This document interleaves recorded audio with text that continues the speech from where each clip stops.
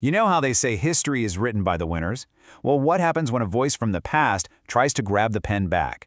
Today, we're digging into this amazing rebuttal from 1896 that just completely takes aim at the official story of the Opium War. So this is the big question, right? For over 100 years, people have been arguing about it. Was the Opium War just, a necessary clash over trade and national pride? Or was it something way, way darker, like a lot of people were saying even back then? Okay, so this one guy, Joseph G. Alexander, had a very definitive answer. In 1896, he wrote this piece for the North American Review. And get this, he was the secretary for the Society for the Suppression of the Opium Trade. So yeah, he had some strong feelings.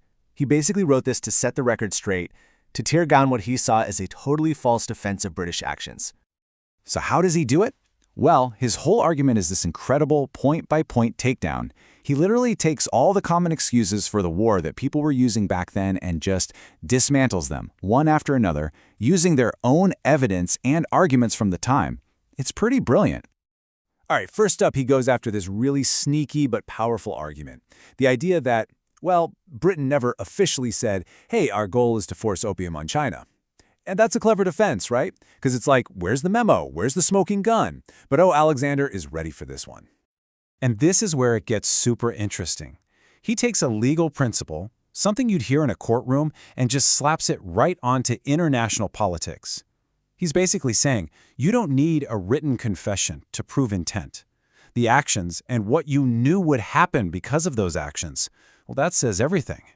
This right here is the heart of his argument. It's a common law principle. You're responsible for the consequences that you knew were probably going to happen. So Alexander's point is simple.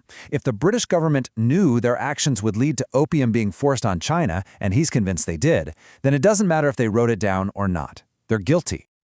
Okay, so after he deals with the whole intent thing, Alexander shifts his focus to the opium trade itself. See, the people defending the war were trying to say, the opium wasn't the real issue. They tried to make it seem like normal business, or even blame China for growing its own. Alexander is like, nope, not even close. And he finds this one critical mistake in their argument, what he calls an error of date. The other side was claiming opium was already a huge homegrown problem in China before the war started. But Alexander points out that the source they're using to prove this is actually from 1847, years after the war had already kicked off. And when you look at the timeline, his point just slams home. In 1839, China tries to stop the opium trade. In 1840, the war starts because of it. And then, a few years later, a report shows that local opium farming has vastly increased. See? The war wasn't a response to a local problem. The war created the local problem by smashing China's efforts to stop the imports. Next up, he just demolishes the idea that this was somehow legitimate business. People were trying to say the money paid to local officials was just a tax. Alexander's like, are you kidding me? That wasn't a tax, it was a bribe, it was hush money. He makes it super clear. There's legal trade, and then there's this, a massive illegal drug smuggling operation. And here's the kicker. The trade was totally illegal, and everybody knew it. Even the big guys, the East India Company, they knew it was contraband. In fact, they wouldn't even allow opium on their own ships because they didn't want to risk their legit business and stuff like tea. So what did they do? They let smaller outside merchants handle the dirty work. Classic. Okay, so we've got an illegal trade, and we've got intent. So what was the final trigger? The people defending the war would point to other things, diplomatic snubs, China not treating Britain with respect. But Alexander cuts right through that and asks the real question, was it really about that, or was it just about the opium? And for Alexander, there's no question. He's totally clear on this. He's like, look, sure, there were other tensions, but the thing that actually started the shooting, that was China seizing all that illegal British opium. And he doesn't just say it. He brings in a star witness to prove his point. And this, for him, is the final nail in the coffin. He quotes the actual British guy who negotiated the peace treaty, Sir Henry Pottinger. And Pottinger himself basically admitted it. He said, yep, the war was a direct result of China taking the contraband. I mean, you can't get much clearer than that. It's coming from the top.